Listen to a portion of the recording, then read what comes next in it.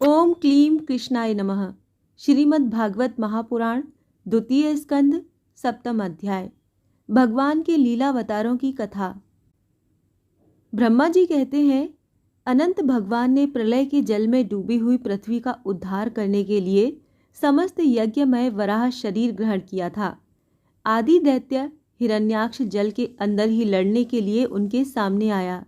जैसे इंद्र ने अपने वज्र से पर्वतों के पंख काट डाले थे, वैसे ही वराह भगवान ने अपनी दाढ़ों से उसके टुकड़े टुकड़े कर दिए।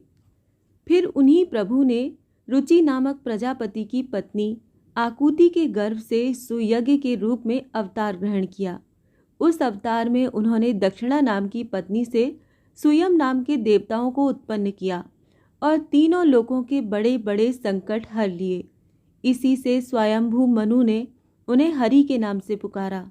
नारद कदम प्रजापति के घर देवहूति के गर्भ से 9 बहनों के साथ भगवान ने कपिल के रूप में अवतार ग्रहण किया। उन्होंने अपनी माता को उस आत्मज्ञान का उपदेश किया जिससे वो इसी जन्म में अपने हृदय के संपूर्ण मल, तीनों गुणों की आसक्ति का सारा कीचड़ धोकर कपिल भगवान के वास्तविक स्वरूप को प्राप्त हो गईं। महर्षि अत्रि भगवान को पुत्र रूप में प्राप्त करना चाहते थे। उन पर प्रसन्न होकर भगवान ने उनसे एक दिन कहा कि मैंने अपने आप को तुम्हें दे दिया। इसी से अवतार लेने पर भगवान का नाम दत्तात्रेय पड़ा। उनके चरण कमलों के पराग से अपने शरीर को पवित्र करके राजा यदु और सहस्रार्जुन आदि ने योग की, भोग की और मोक्ष दोनों ही सिद्धियां प्राप्त की। नारद, सृष्टि के प्रारंभ में मैंने विविध लोकों को रचने की इच्छा से तपस्या की। मेरे उस अखंड तप से प्रसन्न होकर उन्होंने तप अर्थ वाले सन नाम से युक्त होकर सनक, सनंदन, सनातन और सनत कुमार के रूप में अवतार ग्रहण किया। इस अवतार में उन्होंने प्रलय के कारण पहले कल्प के भूले हुए आत्मज्ञान का ऋषियों के प्रति यथावत उपदेश किया, जिससे उन लोगों ने तत्काल परम तत्व का अपने हृदय में साक्षात्कार कर लिया। धर्म की पत्नी दक्ष कन्या मूर्ति के गर्भ से वो नर नारायण के रूप में प्रकट हुए। उनकी तपस्या का प्रभाव उन्हीं के जैसा है। इंद्र की भेजी हुई काम की सेना अप्सराएं उनके सामने जाते ही अपना स्वभाव खो बैठीं। वो अपने हाव भाव से उन आत्मरूप भगवान की तपस्या में विघ्न नहीं डाल सकीं। नारद, शंकर आदि महानुभाव अपनी रोष भरी दृष्टि से कामदेव को जला देते हैं, परंतु अपने आप को जलाने वाले असहाय क्रोध को वो नहीं जला पाते। वही क्रोध नर नारायण के निर्मल हृदय में प्रवेश करने के पहले ही डर के मारे कांप जाता है। फिर भला उनके हृदय में काम का प्रवेश तो हो ही कैसे सकता है। अपने पिता राजा उत्तानपाद के पास बैठे हुए 5 वर्ष के बालक ध्रुव को उनकी सौतेली माता सुरुचि ने अपने वचन बाणों से भेद दिया था। इतनी छोटी अवस्था होने पर भी वो उस ग्लानि से तपस्या करने के लिए वन में चले गए। उनकी प्रार्थना से प्रसन्न होकर भगवान प्रकट हुए और उन्होंने ध्रुव को ध्रुव पद का वरदान दिया। आज भी ध्रुव के ऊपर नीचे प्रदक्षिणा करते हुए दिव्य महर्षिगण उनकी स्तुति करते रहते हैं। कुमार्गगामी वेन का ऐश्वर्य और पौरुष ब्राह्मणों के हुंकार रूपी वज्र से जलकर भस्म हो गया। वो नरक में गिरने लगा। ऋषियों की प्रार्थना पर भगवान ने उसके शरीर मंथन से पृथु के रूप में अवतार धारण कर उसे नरकों से उबारा और इस प्रकार पुत्र शब्द को चरितार्थ किया। उसी अवतार में पृथ्वी को गाय बनाकर उन्होंने उससे जगत के लिए समस्त औषधियों का दोहन किया। राजा नाभि की पत्नी सुदेवी के गर्भ से भगवान ने ऋषभ देव के रूप में जन्म लिया। इस अवतार में समस्त आसक्तियों से रहित रहकर अपनी इंद्रियों और मन को अत्यंत शांत करके एवं अपने स्वरूप को स्थिर होकर समदर्शी के रूप में उन्होंने जड़ों की भांति योगचर्या का आचरण किया। इस स्थिति को महर्षि लोग परमहंस पद अथवा अवधूतचर्या कहते हैं। इसके बाद स्वयं उन्हीं यज्ञ पुरुष ने मेरे यज्ञ में स्वर्ण के समान कांति वाले हयग्रीव के रूप में अवतार ग्रहण किया। भगवान का वो विग्रह वेदमय, यज्ञमय और सर्वदेवमय है। उन्हीं की नासिका से श्वास के रूप में वेद वाणी प्रकट हुई। चाक्षुष मनवंतर के अंत में भावी मनु सत्यव्रत ने मत्स्य रूप में भगवान को प्राप्त किया था। उस समय पृथ्वी रूप नौका के आश्रय होने के कारण वे ही समस्त जीवों के आश्रय बने। प्रलय के उस भयंकर जल में मेरे मुख से गिरे हुए वेदों को लेकर वो उसी में विहार करते रहे। जब मुख्य मुख्य देवता और दानव अमृत की प्राप्ति के लिए क्षीर सागर को मथ रहे थे, तब भगवान ने कच्छप के रूप में अपनी पीठ पर मद्रांचल धारण किया। उस समय पर्वत के घूमने के कारण उसकी रगड़ से उनकी पीठ की खुजलाहट थोड़ी मिट गई, जिससे वो कुछ क्षणों तक सुख की नींद सो सके। देवताओं का भयानक भय मिटाने के लिए उन्होंने नरसिंह का रूप धारण किया।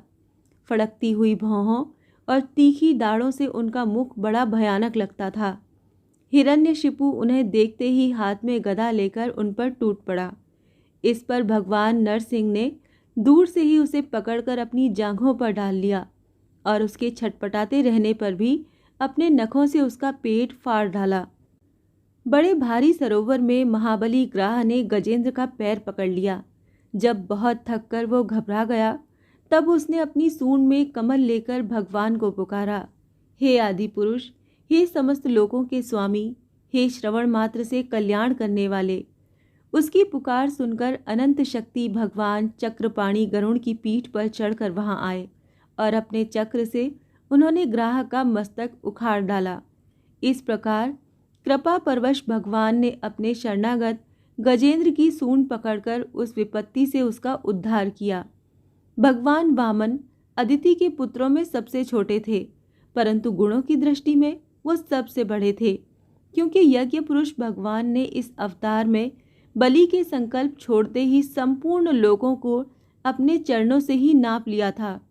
वामन बनकर उन्होंने 3 पग पृथ्वी के बहाने बलि से सारी पृथ्वी ले तो ली, परंतु इससे ये बात सिद्ध कर दी कि सन्मार्ग पर चलने वाले पुरुषों को याचना के सिवाय और किसी उपाय से समर्थ पुरुष भी अपने स्थान से नहीं हटा सकते, ऐश्वर्य से च्युत नहीं कर सकते। दैत्यराज बलि ने अपने सिर पर स्वयं वामन भगवान का चरणामृत धारण किया था। ऐसी स्थिति में उन्हें जो देवताओं के राजा इंद्र की पदवी मिली, इसमें कोई बलि का पुरुषार्थ नहीं था। अपने गुरु शुक्राचार्य के मना करने पर भी वो अपनी प्रतिज्ञा के विपरीत कुछ भी करने को तैयार नहीं हुए। और तो क्या, भगवान का तीसरा पग पूरा करने के लिए उनके चरणों में सिर रखकर उन्होंने अपने आप को भी समर्पित कर दिया। नारद, तुम्हारे अत्यंत प्रेम भाव से परम प्रसन्न होकर हंस के रूप में भगवान ने तुम्हें योग, ज्ञान और आत्म तत्व को प्रकाशित करने वाले भागवत धर्म का उपदेश किया। वो केवल भगवान के शरणागत भक्तों को ही सुगमता से प्राप्त होता है। वे ही भगवान स्वयंभू आदि मनवंतरों में मनु के रूप में अवतार लेकर मनु वंश की रक्षा करते हुए 10 दिशाओं में अपने सुदर्शन चक्र के समान तेज से बेरोक टोक निष्कंटक राज्य करते हैं। तीनों लोकों के ऊपर सत्यलोक तक उनके चरित्रों की कमनीय कीर्ति फैल जाती है और उसी रूप में वो समय समय पर पृथ्वी के भारभूत दुष्ट राजाओं का दमन भी करते रहते हैं। स्वनाम धन्य भगवान धन्वंतरी अपने नाम से ही बड़े बड़े रोगियों के रोग तत्काल नष्ट कर देते हैं। उन्होंने अमृत पिलाकर देवताओं को अमर कर दिया और दैत्यों के द्वारा हरण किए हुए उनके यज्ञ भाग उन्हें फिर से दिला दिए। उन्होंने ही अवतार लेकर संसार में आयुर्वेद का प्रवर्तन किया। जब संसार में ब्राह्मण द्रोही, आर्य मर्यादा का उल्लंघन करने वाले नारकीय क्षत्रिय अपने नाश के लिए ही दैववश बढ़ जाते हैं और पृथ्वी के कांटे बन जाते हैं, तब भगवान महापराक्रमी परशुराम के रूप में अवतीर्ण होकर अपनी तीखी धार वाले फरसे से 21 बार उनका संहार करते हैं। मायापति भगवान हम पर अनुग्रह करने के लिए अपनी कलाओं भरत, शत्रुघ्न और लक्ष्मण के साथ श्री राम के रूप से इक्ष्वाकु के वंश में अवतीर्ण होते हैं। इस अवतार में अपने पिता की आज्ञा का पालन करने के लिए अपनी पत्नी और भाई के साथ वो वन में निवास करते हैं। उसी समय उनसे विरोध करके रावण उनके हाथों मरता है। त्रिपुर विमान को जलाने के लिए उद्यत शंकर के समान जिस समय भगवान राम शत्रु की नगरी लंका को भस्म करने के लिए समुद्र तट पर पहुंचते हैं, उस समय सीता के वियोग के कारण बढ़ी हुई क्रोधाग्नि से उनकी आंखें इतनी लाल हो जाती हैं कि उनकी दृष्टि से ही समुद्र के मगरमच्छ, सांप और ग्राह आदि जीव जलने लगते हैं और भय से थर थर कांपता हुआ समुद्र झटपट उन्हें मार्ग दे देता है।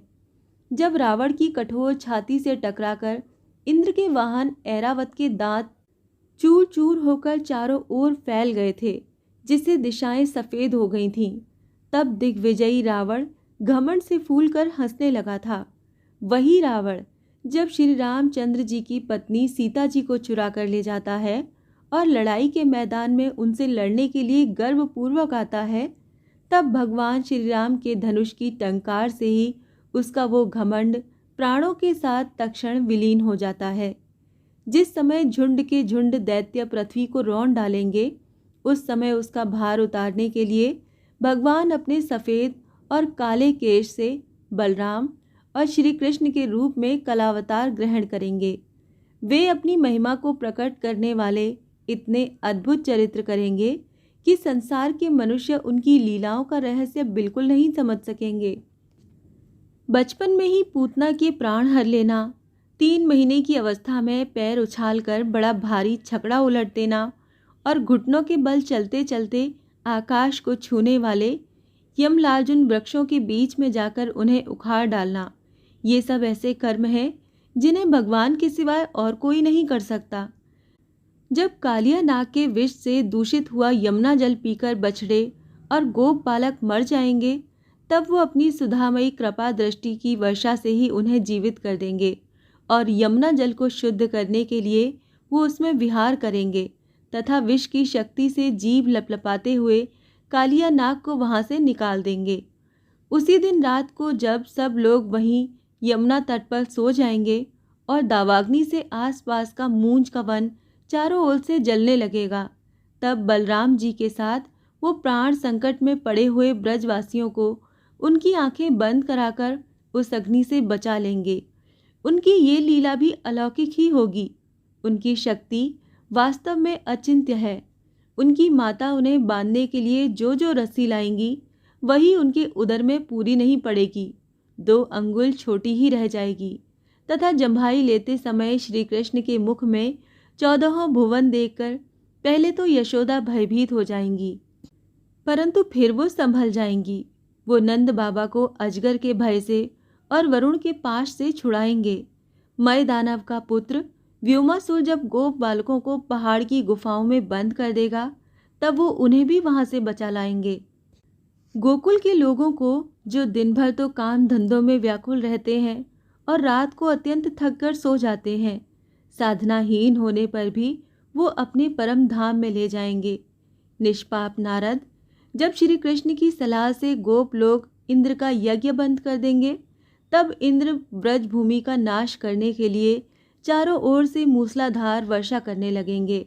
उससे उनकी तथा उनके पशुओं की रक्षा करने के लिए भगवान कृपा परवश हो 7 वर्ष की अवस्था में ही 7 दिनों तक गोवर्धन पर्वत को एक ही छात्र से छत्रक पुष्प कुकर मुत्ते की तरह खेल खेल में ही धारण किए रहेंगे। वृंदावन में विहार करते हुए रास करने की इच्छा से वो रात के समय जब चंद्रमा की उज्जवल चांदनी चारों ओर छिटक रही होगी, अपनी बांसुरी पर मधुर संगीत की लंबी तान छेड़ेंगे। उससे प्रेम विवश होकर आई हुई गोपियों को जब कुबेर का सेवक शंख चूर्ण हरण करेगा, तब वो उसका सिर उतार लेंगे। और भी बहुत से प्रलंबासुर, धेनकासुर, बकासुर, केशी, अरिष्टासुर आदि दैत्य, चारूण आदि पहलवान, कुवलिया पीढ़ हाथी, कंस, काल यवन, भौमासुर, मिथ्या वासुदेव, शाल्व, द्विविध वानर, वल्वल, दंतवक्र, राजा नग्नजित के 7 बैल, शंबरासुर, विदुरथ और रुक्मी आदि तथा काम्बोज, मत्स्य, कुरु, कैकई और संजय आदि देशों के राजा लोग एवं जो भी योद्धा धनुष धारण करके युद्ध के मैदान में सामने आएंगे, वो सब बलराम, भीमसेन और अर्जुन आदि नामों की आड़ में स्वयं भगवान के द्वारा मारे जाकर उन्हीं के धाम में चले जाएंगे। समय के फेर से लोगों की समझ कम हो जाती है, आयु भी कम होने लगती है। उस समय जब भगवान देखते हैं कि अब ये लोग मेरे तत्व को बतलाने वाली वेद वाणी को समझने में असमर्थ होते जा रहे हैं, तब प्रत्येक कल्प में सत्यवती के गर्भ से व्यास के रूप में प्रकट होकर वो वेद रूपी वृक्ष का विभिन्न शाखाओं के रूप में विभाजन कर देते हैं।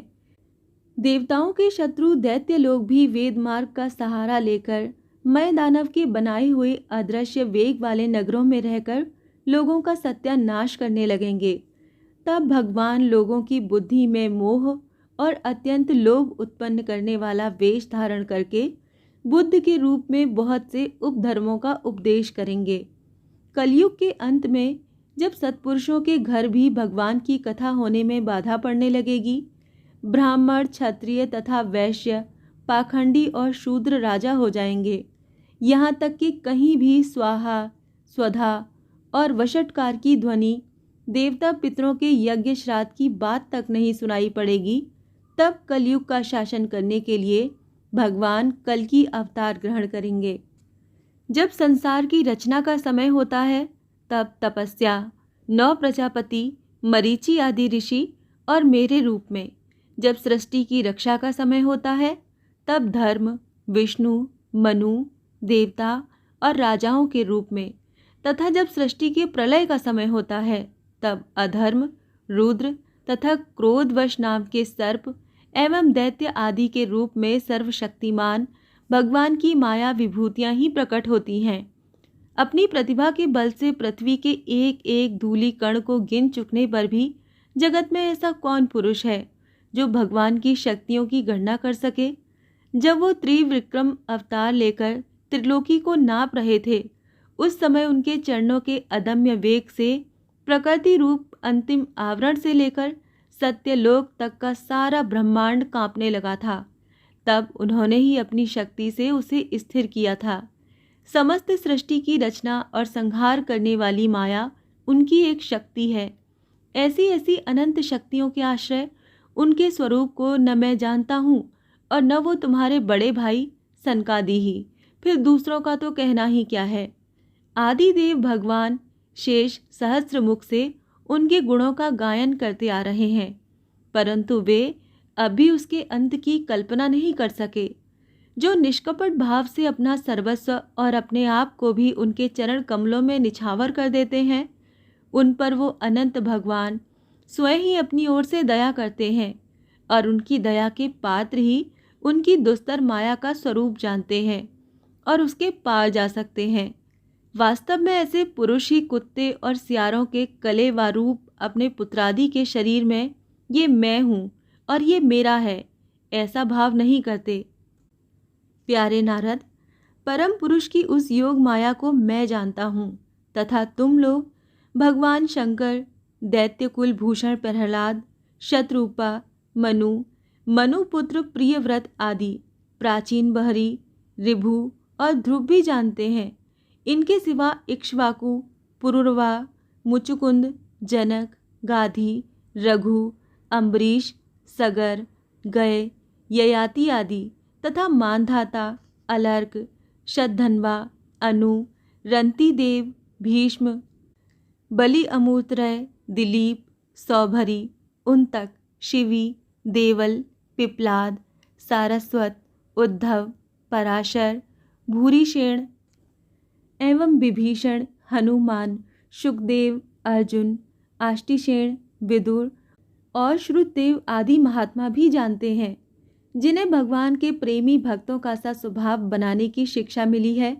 वो स्त्री, शूद्र, हूण, भील और पाप के कारण पशु पक्षी आदि योनियों में रहने वाले भी भगवान की माया का रहस्य जान जाते हैं और इस संसार सागर से सदा के लिए पार हो जाते हैं। फिर जो लोग वैदिक सदाचार का पालन करते हैं, उनके संबंध में तो कहना ही क्या है। परमात्मा का वास्तविक स्वरूप एक रस, शांत, अभय एवं केवल ज्ञान स्वरूप है। न उसमें माया का मल है और न तो उसके द्वारा रची हुई विषमताएं ही। वो सत और असत दोनों से परे है। किसी भी वैदिक या लौकिक शब्द की वहां तक पहुंच नहीं है। अनेक प्रकार के साधनों से संपन्न होने वाले कर्मों का फल भी वहां तक नहीं पहुंच सकता। और तो क्या, स्वयं माया भी उसके सामने नहीं जा पाती, लजाकर भाग खड़ी होती है। परम पुरुष भगवान वही परम पद हैं। महात्मा लोग उसी का शोक रहित अनंत आनंद स्वरूप ब्रह्म के रूप में साक्षात्कार करते हैं।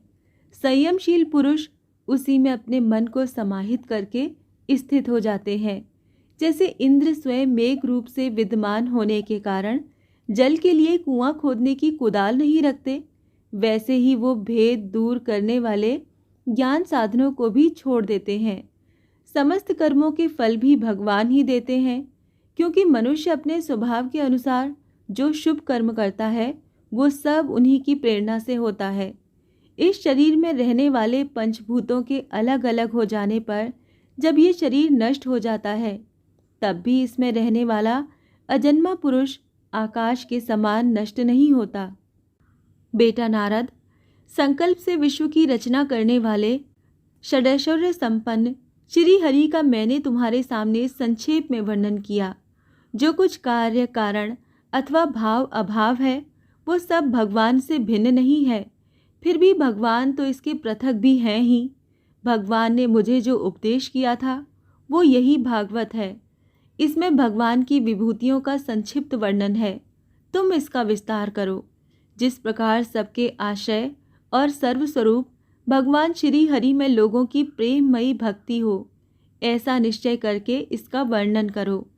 जो पुरुष भगवान की अचिंत्य शक्ति माया का वर्णन या दूसरे के द्वारा किए हुए वर्णन का अनुमोदन करते हैं अथवा श्रद्धा के साथ नित्य श्रवण करते हैं, उनका चित्त माया से कभी मोहित नहीं होता। श्रीमद् भागवत महापुराण द्वितीय स्कंद का 7वां अध्याय यहाँ समाप्त होता है। ओम क्लीं कृष्ण